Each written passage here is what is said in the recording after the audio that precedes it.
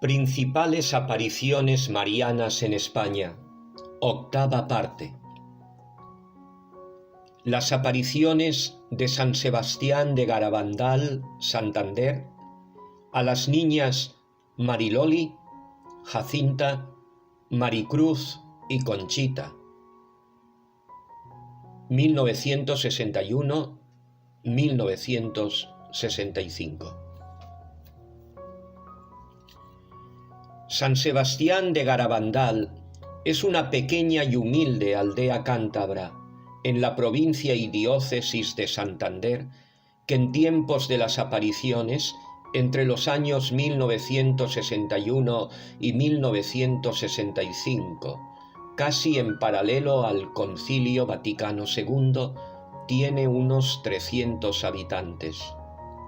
Estas mariofanías se sitúan temporalmente entre las de Ámsterdam, de 1945 a 1959, y Akita, en 1973, siendo las tres continuación de las de Fátima de 1917.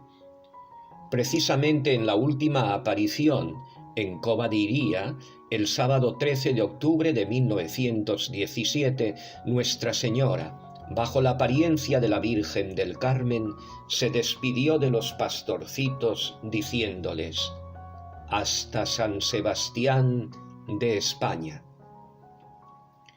El pueblecito montañés de San Sebastián de Garabandal se encuentra situado en el noroeste de España, en la comunidad autónoma de Cantabria, a 90 kilómetros de Santander.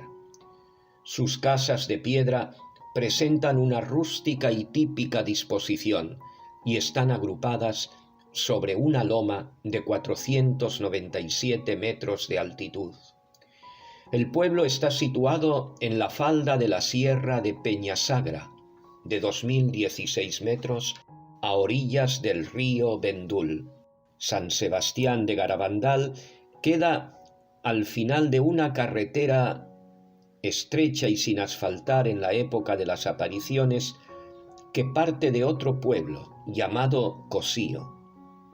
Al acercarse al pueblo, un solitario pinar de 9 pinos destaca por encima del mismo.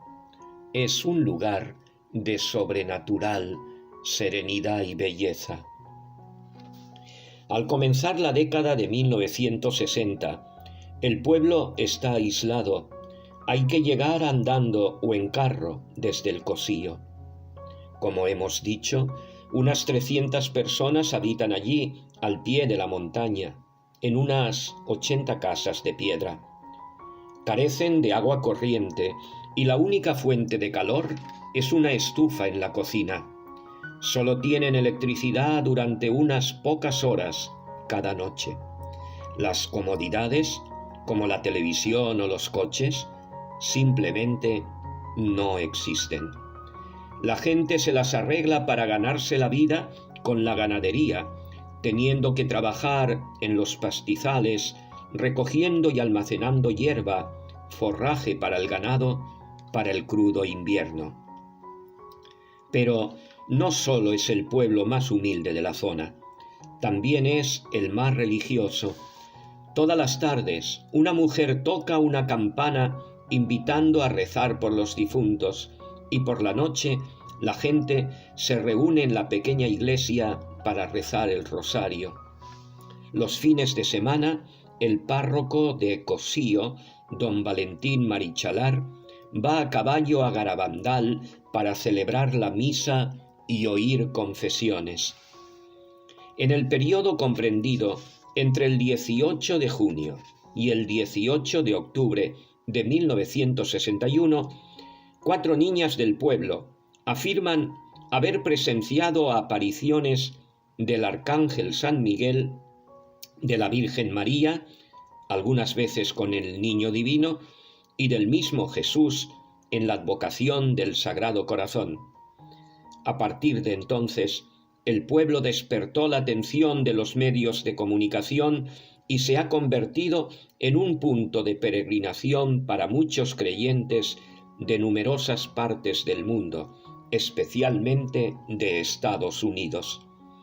En la actualidad, en San Sebastián de Garabandal, se conserva intacta la huella dejada por la presencia de la Santísima Virgen María en las casi 3000 apariciones públicas que tuvieron lugar de una forma cotidiana a cualquier hora del día y de la noche y por todo el pueblo entre callejuelas de piedras con una duración que oscilaba desde unos minutos a varias horas.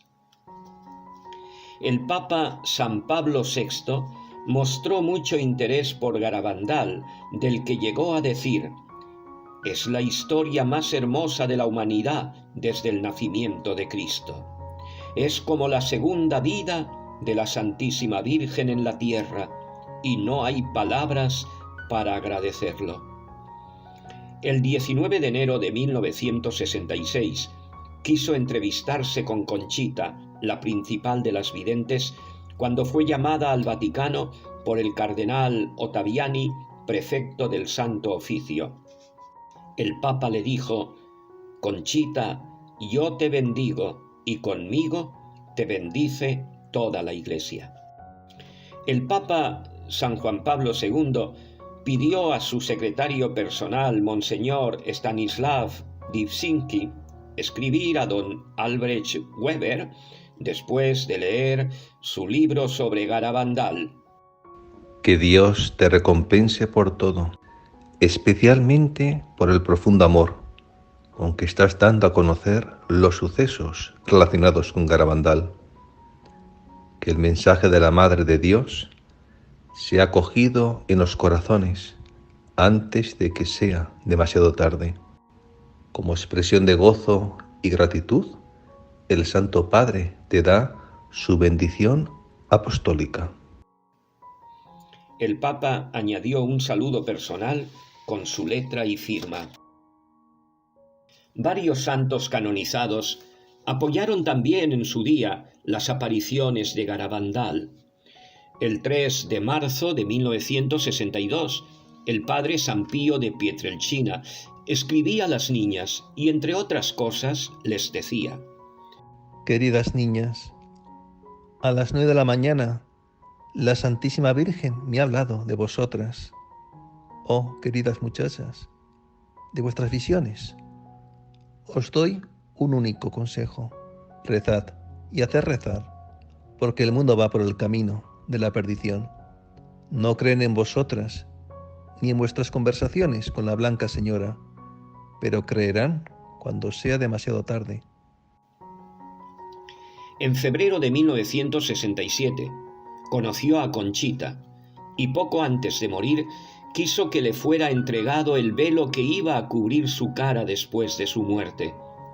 Unas semanas después, el 17 de octubre de 1968, en Lourdes, Conchita recibió de unos emisarios del Padre Pío una carta dictada por el Padre para ella y el velo que cubrió su rostro. Por su parte, la Madre, Santa Teresa de Calcuta, mostró gran interés por las apariciones de Garabandal y tuvo una larga amistad con Conchita, siendo madrina de bautismo de su tercera hija. Asimismo, la Beata Madre Esperanza, fundadora de las congregaciones de las esclavas y los hijos del amor misericordioso, estaba convencida del carácter sobrenatural de las apariciones. También la sierva de Dios, Martha Robin, mística francesa, animó al sacerdote Combé, paisano suyo, a difundir el mensaje de Garabandal y rezaba a diario por las niñas videntes. Empero, respecto a Garabandal, reina la confusión sobre la posición de la Iglesia. En primer lugar, hay que recordar lo que ha ocurrido en otras apariciones. En un principio, la Iglesia no aprueba nada, más bien, por prudencia, lo desaprueba. Sea como fuere, Garabandal nunca ha sido condenada por la Iglesia. La Sagrada Congregación para la Doctrina de la Fe guardó celosamente silencio sobre su opinión acerca de los hechos de Garabandal cuando Monseñor Juan Antonio del Val, obispo de Santander, entre 1971 a 1991, envió el informe elaborado por la segunda comisión de investigación que creó. De esta suerte, oficialmente, tanto a nivel diocesano como a nivel del Vaticano, el caso permanece abierto, en espera de nuevas investigaciones.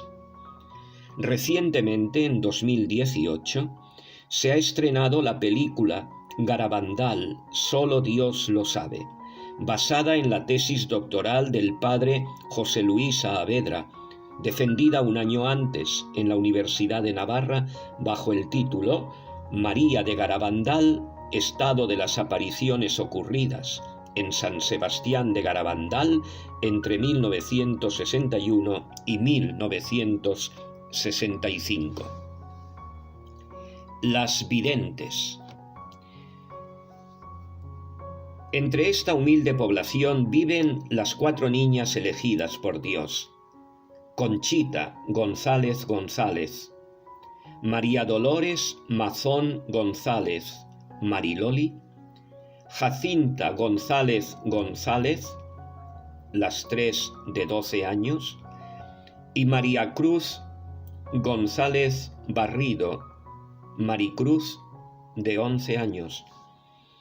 A pesar de la coincidencia de sus apellidos, las niñas no tienen ningún parentesco próximo entre sí. Las niñas sabían perfectamente cuándo iban a tener aparición, gracias a lo que ellas mismas denominaban las llamadas. Recibían 3 llamadas, que consistían en una alegría creciente, que las precedía y anunciaba. A la tercera llamada, la alegría era tan grande que salían corriendo desde donde estuvieran hacia el lugar de la aparición, llegando simultáneamente, y donde caían repentinamente de rodillas y en trance extático. Las niñas viven con la Santísima Virgen María una vida familiar y cariñosa, entrañable. De ella aprenden enseñanzas y experiencias que les descubren cómo vivir familiarmente con Dios en la vida diaria.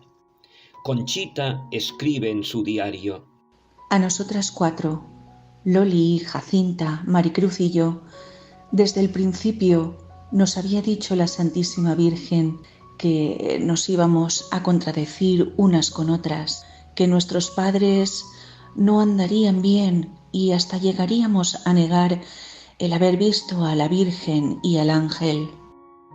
Ya en el mes de enero de 1963, todo lo que la Santísima Virgen les había dicho se cumplió. Primero se contradijeron unas y otras, y hasta llegaron a negar, por miedo ante las amenazas, haber visto a la Virgen. Continúa narrando Conchita: Yo, en mi interior, me quedaba extrañada de decir esas cosas, cuando en mi conciencia estaba completamente tranquila de que había visto a la Santísima Virgen, y la Virgen, después de decir nosotras esto, a los pocos días se nos volvió a aparecer. Como era lógico, las negaciones forzadas de las videntes fortalecieron las de las autoridades eclesiásticas, ya predispuestas a ello por obra de la informal, subjetiva y manipuladora primera comisión de investigación del obispado. Precisamente, el doctor Luis Morales Noriega, médico principal de aquella comisión, durante una conferencia que dio en el Ateneo de Santander el 30 de mayo de 1983, se retractó públicamente de su anterior opinión negativa y confesó: ni hubo comisión ni investigación formal. Fue un simulacro. La comisión the commission, es una cosa que han inventado los periodistas. is something that was created, invented. Nunca by the existió la newspaper comisión. people. A mí me han dicho que era la comisión y nunca fui de ella. The commission never existed. Finalmente, las 4 videntes, como los 6 de Medjugorje, contrajeron matrimonio fundando una familia: Conchita, con 4 hijos, Jacinta, una hija, y Mariloli, 3 hijos, se casaron con norteamericanos y viven en Estados Unidos. Maricruz, 4 hijos, se casó con Ignacio Caballero y reside en Avilés. Mariloli falleció a las 7:30 de la tarde del lunes 20 de abril de 2009, a la edad de 59 años, al agravarse una enfermedad autoinmune que sufrió durante 7 años. Las apariciones. Todo comienza la tarde del domingo 18 de junio de 1961. Las 4 niñas están jugando a las afueras del pueblo. Sobre las 8 de la tarde ven un resplandor y oyen un sonido como de trueno. Conchita cae de rodillas, paralizada, viendo algo, una figura muy luminosa. Las amigas, al ver que Conchita está extasiada y no responde, se asustan. Están por ir a llamar a la señora Niceta, madre de Conchita, cuando también las 3 entran en éxtasis. Ahora las 4 están contemplando la hermosa figura de un ángel resplandeciente con la apariencia de un niño de su misma edad. Sonríe, pero no les dice nada, y desaparece.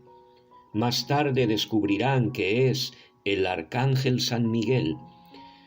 Pasa un día sin novedades y al tercero lo vuelven a ver, y también en días sucesivos. El viernes 30 de junio, mientras las otras niñas están en éxtasis viendo a San Miguel, Jacinta está viendo a Jesús, que aparece a unos 3 metros de distancia, de pie sobre una pequeña nube. Lleva una túnica blanca y un manto rojo que le cruza diagonalmente desde el hombro derecho. Su sagrado corazón sobresale a su izquierda, rojo brillante y con rayos de luz blancos y dorados que salen de él. No habla la niña, pero la mira y con su mano izquierda señala su corazón mientras le hace señas con la derecha para que se acerque. Lo que más le impresiona a Jacinta es la mirada de Jesús.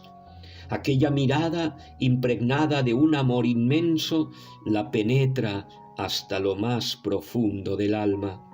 Mirada que recordará de modo indeleble el resto de su vida. Al día siguiente, el sábado 1 de julio, el ángel les habla por primera vez y les dice: ¿Sabéis por qué he venido? Debo anunciaros que la Virgen Santísima se os aparecerá mañana, como Nuestra Señora del Monte Carmelo. Llenas de alegría, las 4 niñas a la vez exclaman: ¡Que venga pronto! El domingo 2 de julio, fiesta de la Visitación en aquel entonces, hacia las 6 de la tarde, las niñas están en La Calleja, camino difícil de piedras y empinado que une el pueblo con el Pinar de los 9 Pinos, cuando de repente la Virgen se les aparece con el niño Jesús y con un ángel a cada lado. Uno era San Miguel y el otro no saben quién es, pero va vestido igual y parecen gemelos. Encima de todos, con mucha luz, ven un ojo de un tamaño muy grande. Sin miedo alguno, las niñas comienzan a hablar con la Virgen. En su diario, Conchita escribe: Parecía el ojo de Dios. Ese día hablamos con la Virgen mucho y ella con nosotras. Le decíamos todo y ella se reía porque le decíamos tantas cosas. Era como una madre a la que hace mucho que no la ve su hija, que ésta le cuenta todo, y mucho más nosotras, que no la habíamos visto nunca y que era nuestra Madre del Cielo. Después de rezar el rosario con ella, les dice que se va, pero que mañana volverá. Conchita nos deja una descripción de la Virgen. Viene con un vestido blanco, manto azul, corona de estrellucas doradas. No se le ven los pies, las manos estiradas, con el escapulario en la derecha. El escapulario es marrón, el pelo largo, color castaño oscuro, ondulado, la raya en el medio, la cara alargada, la nariz alargada fina, la boca muy bonita, con los labios un poquito gruesos. El color de la cara es trigueño, más claro que el del ángel, diferente a la vez, muy bonita, una voz muy rara, no sé explicarla. No hay ninguna mujer que se parezca a la Virgen, ni en la voz ni en nada. Algunas veces trae al niño en brazos muy chiquitín, como un nene recién nacido, una carita redonda, parece el color como el de la Virgen, una boquita pequeña, el pelín un poco largo, rubio, unas manos pequeñas, un vestido como una túnica azul. Cuando nos hablaba, nos miraba y también cambiaba de mirada durante la conversación. Parecía como si no mirara a la cara ni al cuerpo, sino al alma. Nos besaba casi todos los días y salía de ella. Eran besos de despedida en ambas mejillas. Alguna vez le pedí que me dejara besarla y otras veces la he besado sin pedírselo. La Virgen, a lo largo de las apariciones, no les pedirá que recen el rosario, se lo ordenará. Primero les enseña los misterios, luego cómo decir las oraciones lentamente, pensando en lo que dicen. Una vez que lo aprendan a rezar como desea, solo las acompañará en el Gloria. La madre que conocieron las niñas, Madre de Dios y Madre nuestra, como pidió que se la llamara en cada Ave María, y que transmitieron, es la de quien nos comprende, está pendiente de nuestras preocupaciones y sufrimientos, nos acompaña y sigue los mínimos detalles de nuestra vida. Y por ser madre que ama a sus hijos, la Santísima Virgen viene a decirnos cosas muy importantes y urgentes para nosotros, para nuestra salvación y la salvación del mundo entero. La Santísima Virgen se les vuelve a aparecer los 2 días siguientes. El 4 de julio les da un mensaje para que lo revelen 3 meses después, exactamente el 18 de octubre. A partir de aquellos momentos, la vida cambiará para las niñas y para todo el pueblo drásticamente. Las videntes protagonizarán durante los éxtasis distintos fenómenos físicos totalmente extraordinarios, contrarios a las leyes de la física. Los médicos, por su parte, los comprobarán asombrados. Durante estos éxtasis, la insensibilidad a los estímulos, al dolor, era total, aun cuando se las pinchase con agujas o incluso se las quemase con cigarrillos. Sus cuerpos adquirían siempre un peso extraordinario que hacía imposible moverlas, levantarlas u obligarlas a hacer el más mínimo movimiento de sus miembros. Algunas veces levitaban. Sus ojos abiertos, contemplando la aparición, eran bombardeados con destellos de luz, sin que la expresión de sus rostros fuera perturbada. Corrían hacia el lugar de la aparición, llegando antes que nadie, sin que se les acelere el pulso ni señales de esfuerzo alguno, mientras que los demás lo hacían ahogados y sudorosos. Caían de rodillas estrepitosamente sobre las rocas sin hacerse ningún daño. Otras veces caían al suelo manteniéndose en posiciones insostenibles.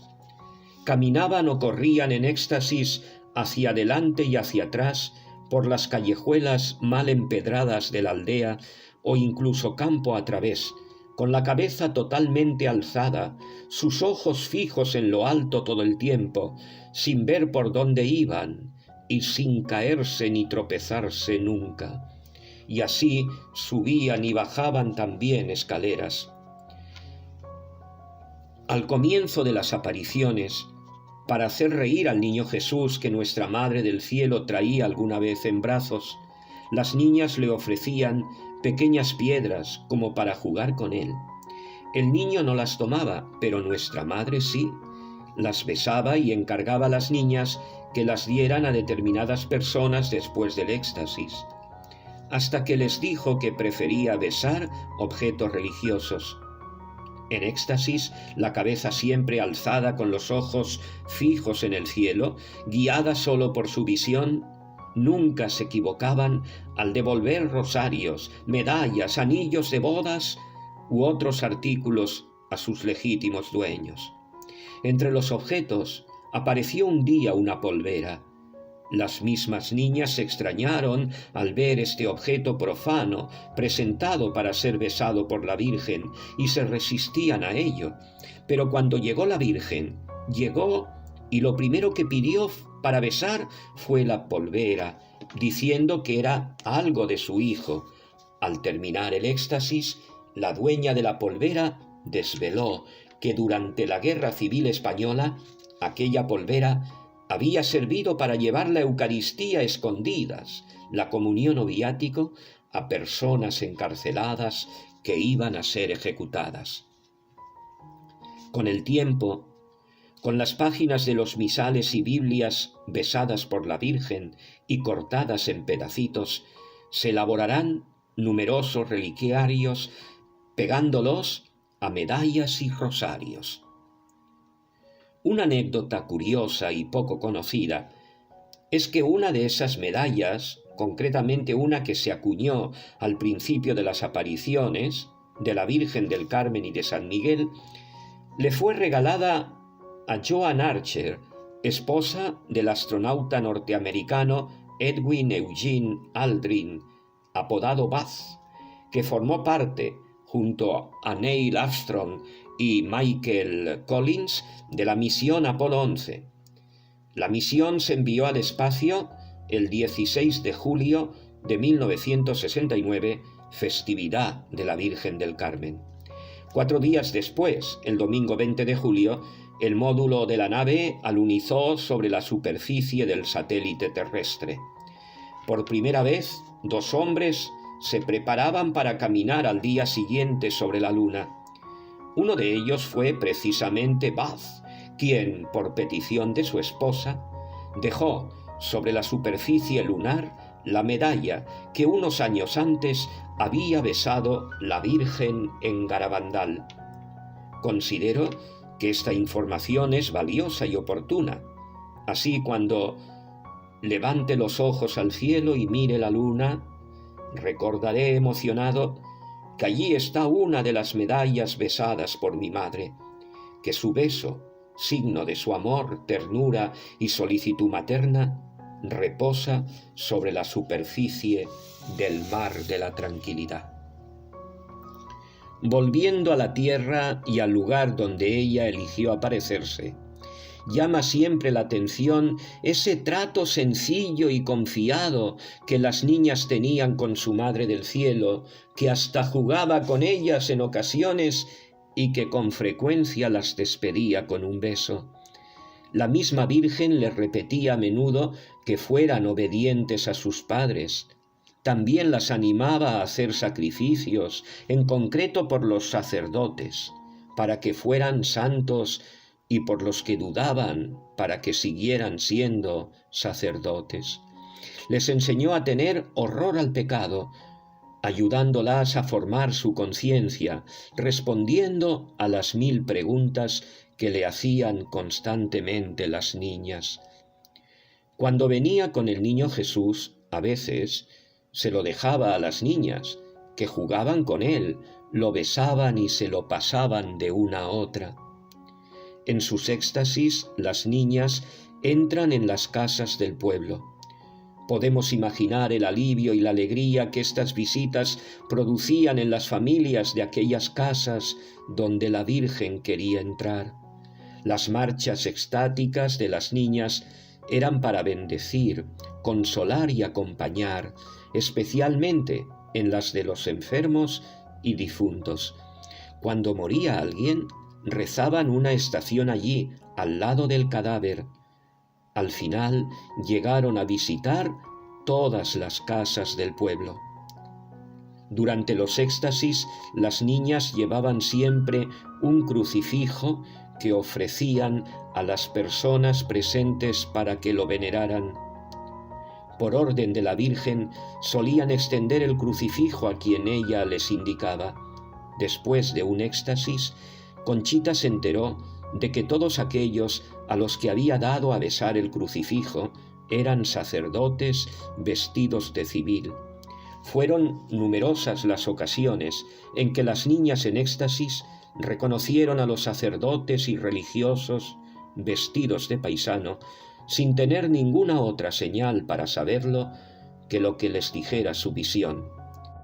En innumerables ocasiones, la Virgen atendía las peticiones interiores de los peregrinos que le pedían pruebas mentalmente. A partir de la primavera de 1962, cuando no había sacerdotes entre los peregrinos, las niñas recibían comuniones místicas invisibles que San Miguel tomaba de algún tabernáculo de la tierra. El ángel les pedía que se preparasen a recibirla, rezando el Confiteor o Yo Pecador, y diesen después gracias con la oración Anima Christi o Alma de Cristo. Durante los 2 primeros años, las manifestaciones del cielo se multiplicaban sin parar en centenares de encuentros, en ocasiones varias veces a lo largo del día y de la noche. De esta suerte, las mariofanías se sucedieron asiduamente desde el 2 de julio de 1961 al 20 de enero de 1963, festividad de San Sebastián, patrono de Garabandal. Desde entonces, las niñas ya no tendrán tantas apariciones como al principio, y a veces el cielo se comunicará con ellas solo a través de locuciones interiores a Conchita y Mariloli, que sentían pronunciar en su alma por la Virgen y en alguna ocasión por el mismo Señor. La primera que dejó de ver a la Virgen es Maricruz, la más pequeña, que tuvo su última aparición el 18 de septiembre de 1962. Sea como fuere, a partir de mediados de 1963, solo Conchita seguirá teniendo alguna aparición más, pero cada vez menos frecuente. A pesar de eso, las peregrinaciones seguían fluyendo hacia Garabandal con un aumento notable en el número de peregrinos procedentes del extranjero. Al apartado pueblo de la montaña llegaban auténticas personalidades del mundo eclesial, periodistas de importantes medios, diplomáticos, empresarios, escritores. Se dieron casos de conversiones notables y curaciones de índole físico y espiritual. En Garabandal, la Virgen parece especializada en sanar los corazones y las almas de sus hijos. Los mensajes. En Garabandal nuestra Madre nos dio solo 2 mensajes, breves y simples, pero muy precisos y profundos. El primero de ellos al principio, al tercer día, el 4 de julio de 1961, lo dio ella misma a las 4 niñas, pero les pidió que lo guardasen en secreto hasta el mes de octubre. El segundo casi al final, cuando ya solo se aparecía a Conchita, en junio de 1965, y, por su gravedad, será San Miguel el que reciba el encargo de la Virgen de revelarlo a la niña. Por fin llegó el 18 de octubre de 1961, fecha en que la Virgen dio permiso a las niñas para comunicar a todos su primer mensaje. La tormenta y fuerte lluvia, que no cesó en todo el día, no desanimó a la multitud que ese día se congregó en Garabandal. Al caer la tarde, en los pinos, las niñas leyeron el texto del mensaje. Hay que hacer muchos sacrificios, mucha penitencia, visitar al Santísimo. Pero antes tenemos que ser muy buenos, y si no lo hacemos, nos vendrá un castigo. Ya se está llenando la copa, y si no cambiamos, nos vendrá un castigo muy grande. La Santísima Virgen María no es profeta de calamidades, no amenaza con castigos a sus hijos. Cuando ella nos dice estas cosas, lo que nos puede pasar si no nos enmendamos, le duele en el alma decírnoslo, pero como Madre nuestra nos advierte, nos da las indicaciones que necesitamos oír para nuestro bien. Si no tomamos el camino de la cruz, si la Eucaristía no es el centro de nuestras vidas y de cada uno de nuestros días, si no somos muy buenos, si no nos convertimos, el Señor no tendrá más remedio que intervenir para que comprendamos la importancia de lo que está en juego, nuestra salvación.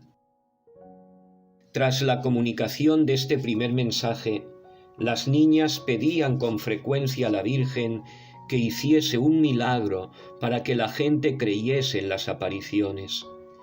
Un día San Miguel comunicó a Conchita que en una de las ocasiones en que él le traería la comunión, la forma se haría visible en su lengua.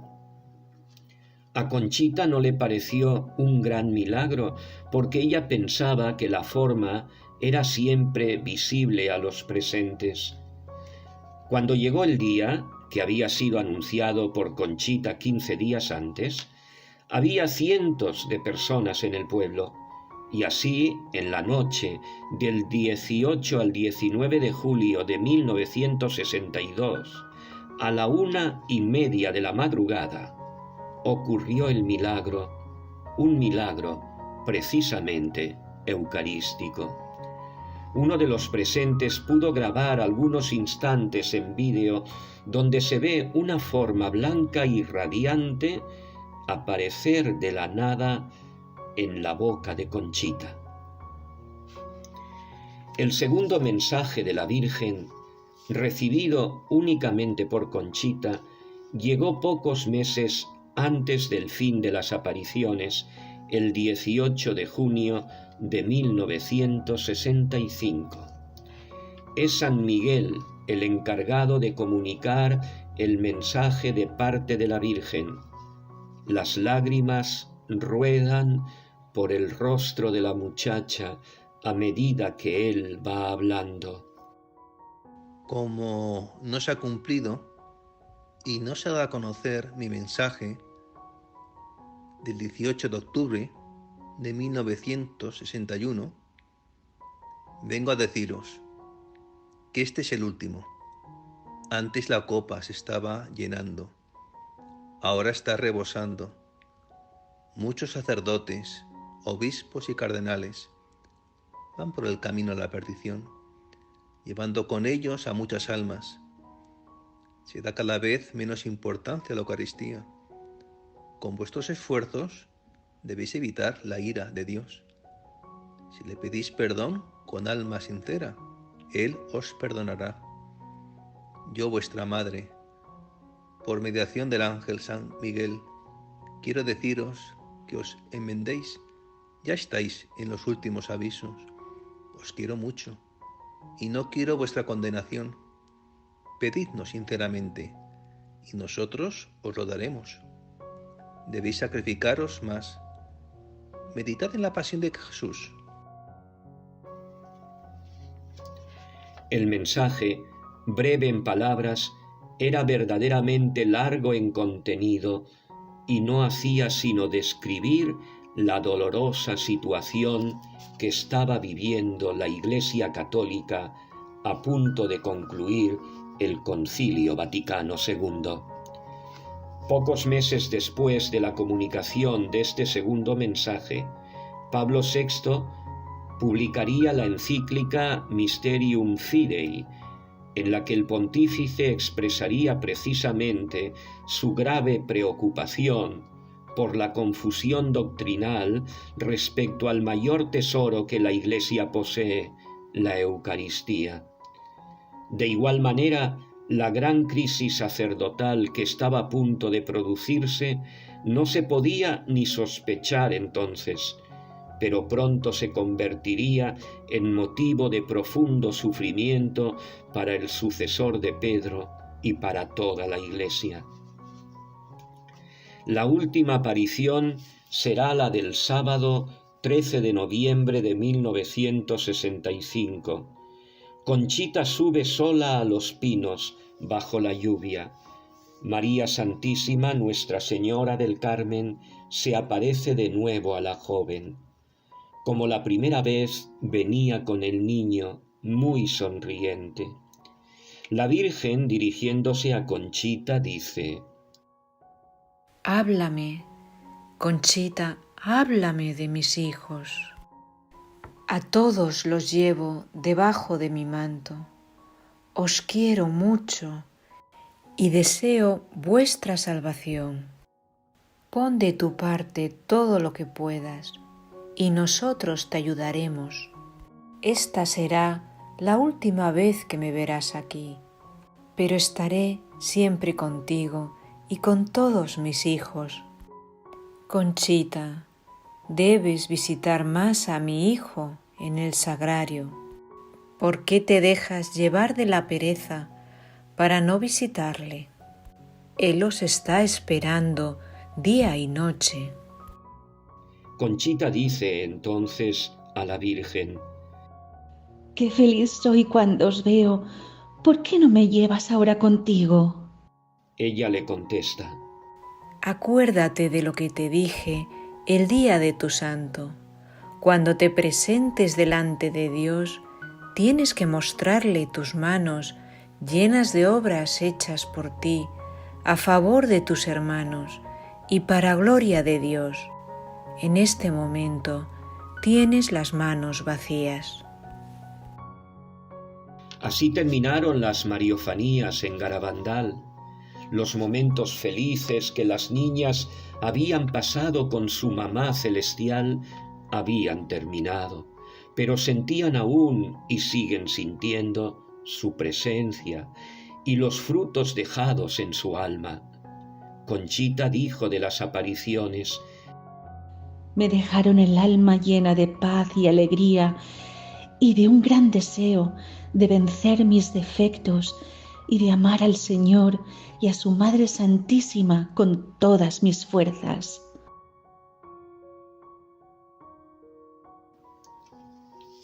La esencia del mensaje, los principales llamados de la Virgen.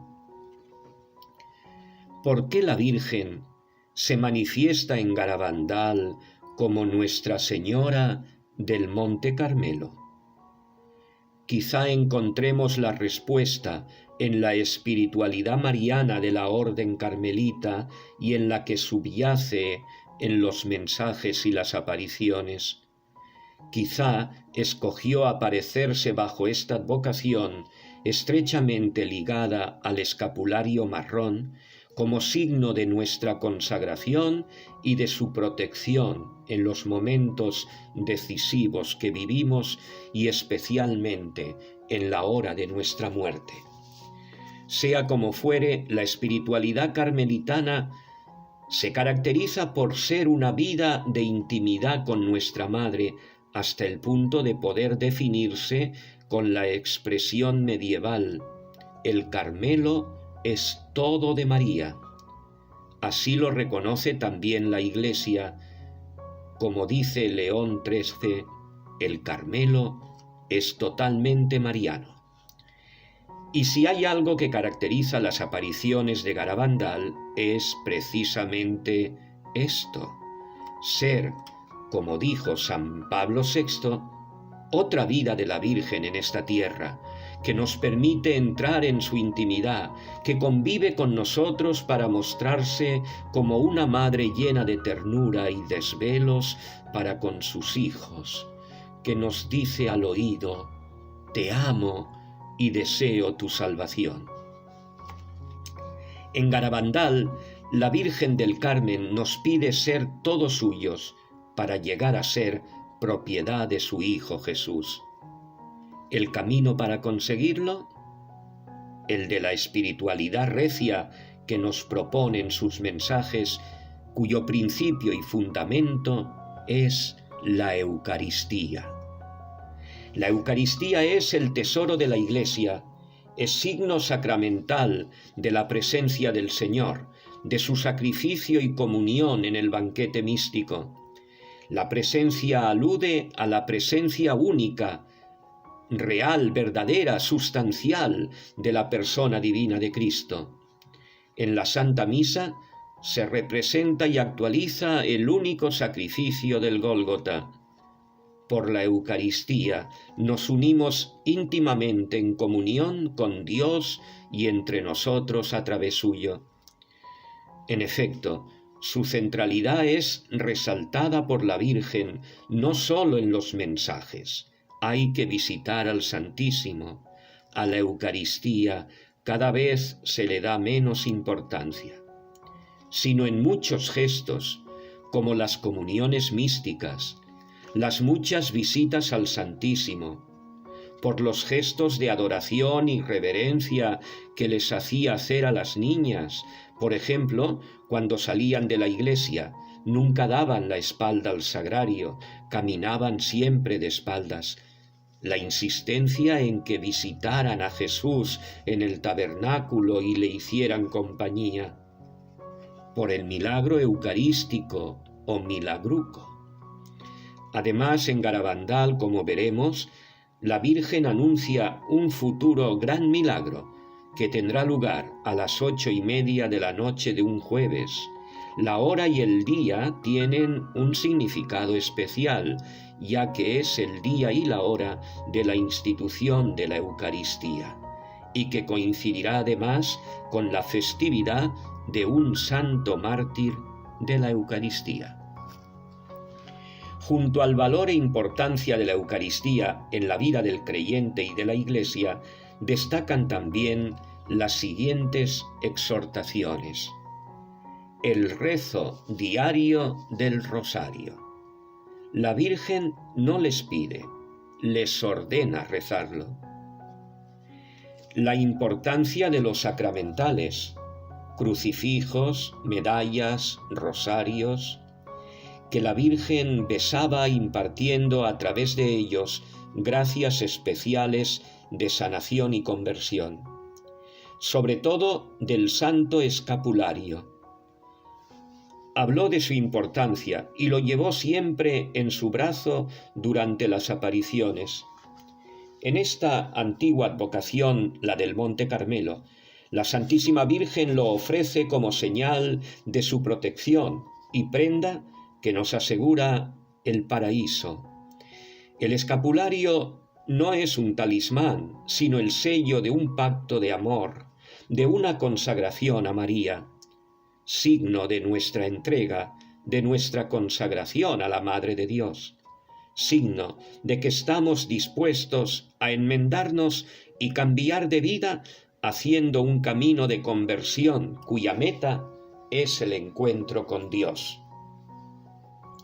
La gravedad del pecado y la urgente necesidad del arrepentimiento.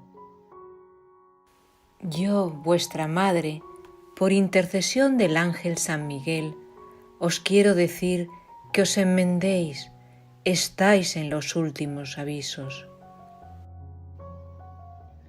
Como en Fátima, nuestra Madre nos llama insistentemente a la penitencia y al sacrificio como medios para la necesaria y apremiante conversión de nuestras vidas al Señor.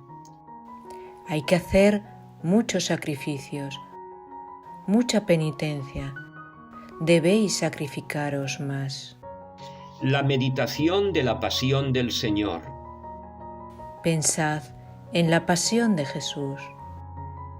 Contemplación que nos ha de llevar a sacrificarnos, a imitar su amor. Meditando la pasión recibimos luz para reconocer nuestros pecados y encontrarnos en la confesión sacramental con el perdón que nos libera y nos vuelve capaces de recibir las gracias.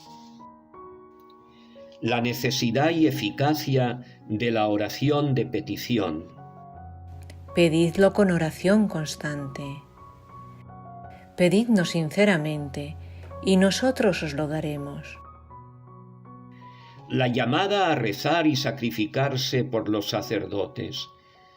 Un día la Virgen les dijo: si vierais juntos a un ángel y a un sacerdote, tendríais que venerar primero al sacerdote. La necesidad e importancia de las buenas obras. Tenemos que ser muy buenos. Primer mensaje.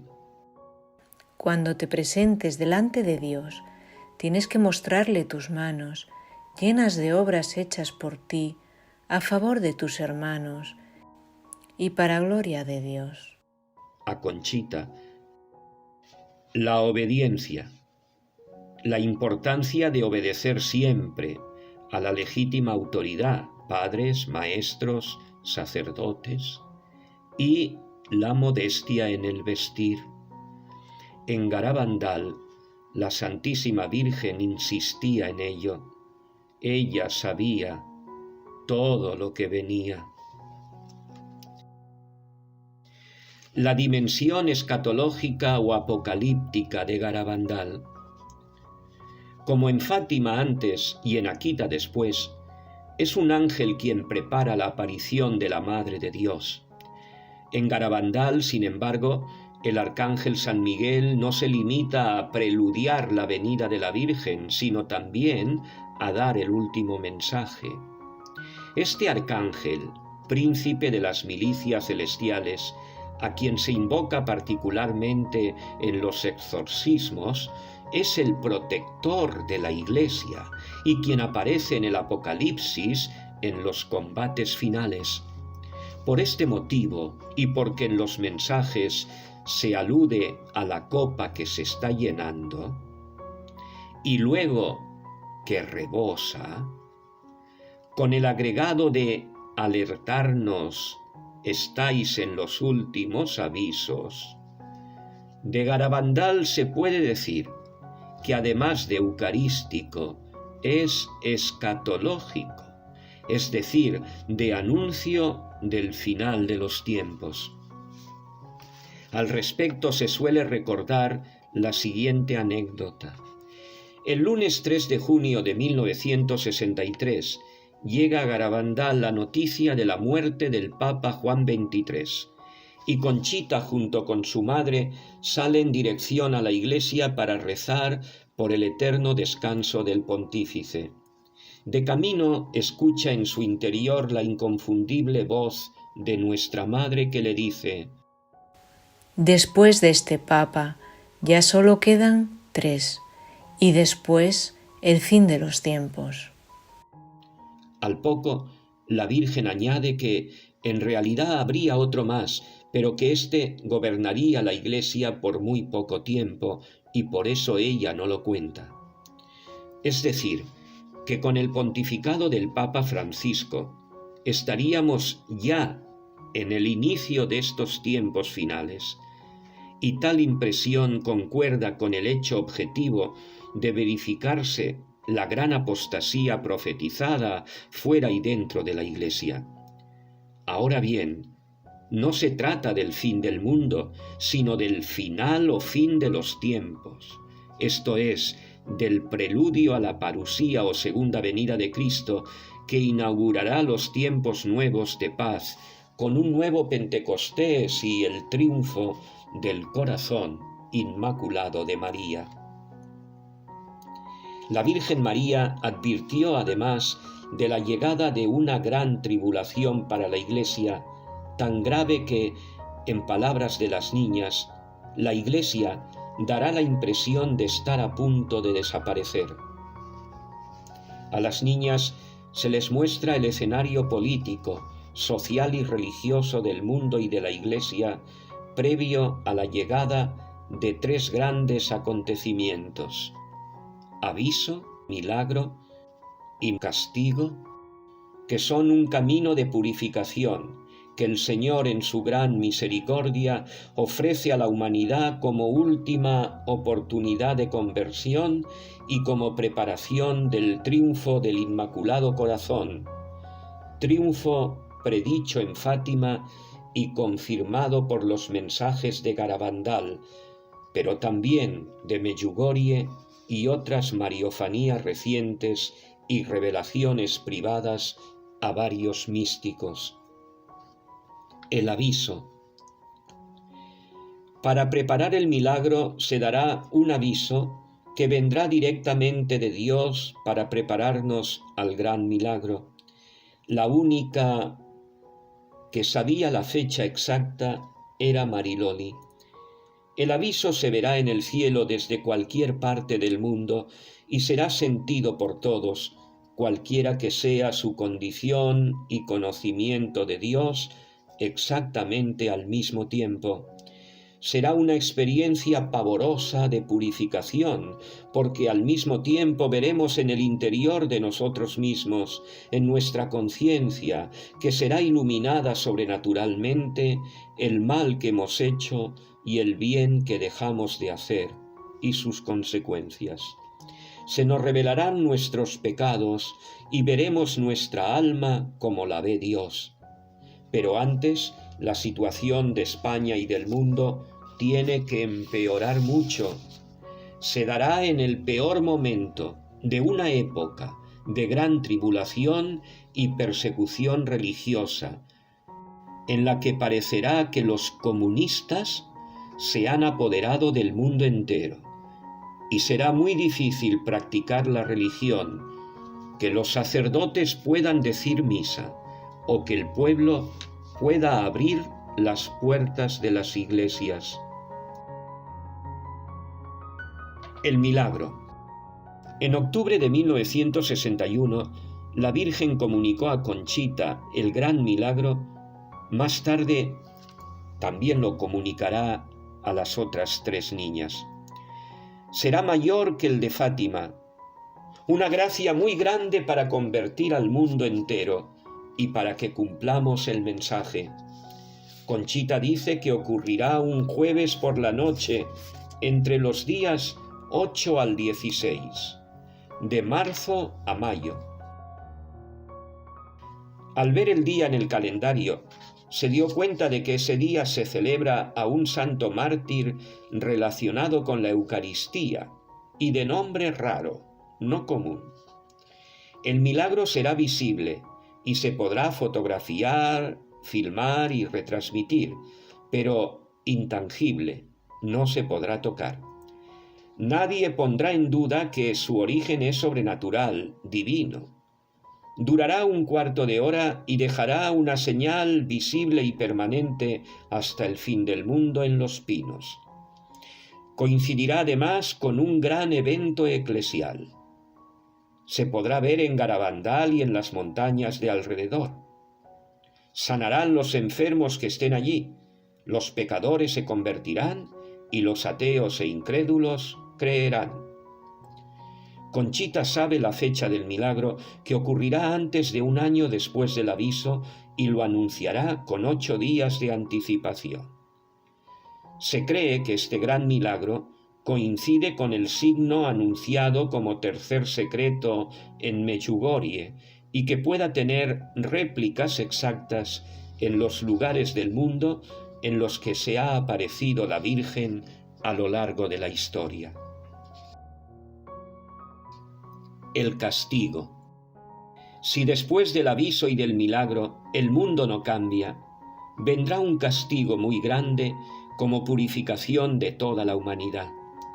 No será de orden natural, sino que vendrá directamente de Dios. Dice Conchita, el castigo si no cambiamos será horrible. Nosotras, Loli, Jacinta y yo, lo hemos visto. Pero yo no puedo decir en qué consiste, porque no tengo permiso de la Virgen. Cuando lo vi, sentí un grandísimo temor, y eso que estaba viendo al mismo tiempo a la Virgen en toda su belleza e indescriptible bondad. Luego el castigo está condicionado a nuestra respuesta tras el aviso y el milagro.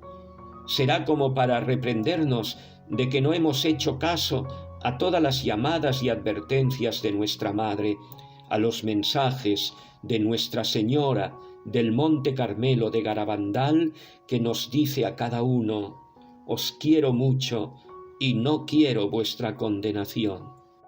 Sea como fuere, el contenido profético del mensaje de Garabandal, como el de la Salet, Fátima o Akita, es un mensaje de esperanza, de confianza y seguridad, porque después del castigo, al final, el corazón inmaculado de María triunfará, como ella misma asegura en Fátima y Medjugorje.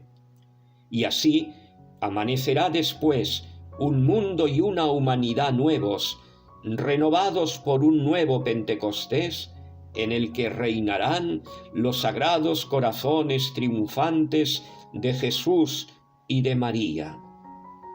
El reino de los 1000 años, con el que se iniciará una nueva era de paz universal que precederá a la parusía o última y definitiva venida visible de Cristo en poder y gloria, el día del juicio final y la resurrección de la carne, cuyo día y hora nadie sabe. Para todo esto, para preparar la venida de su Hijo y consumar su maternidad espiritual como corredentora y abogada de la humanidad y medianera de todas las gracias, se aparece la Madre de Dios y Madre nuestra, la bienaventurada siempre Virgen María. Su único deseo es lograr que todos estemos un día con ella en el cielo, porque, como le aseguró a Conchita cuando se despidió de ella, os quiero mucho y deseo vuestra salvación.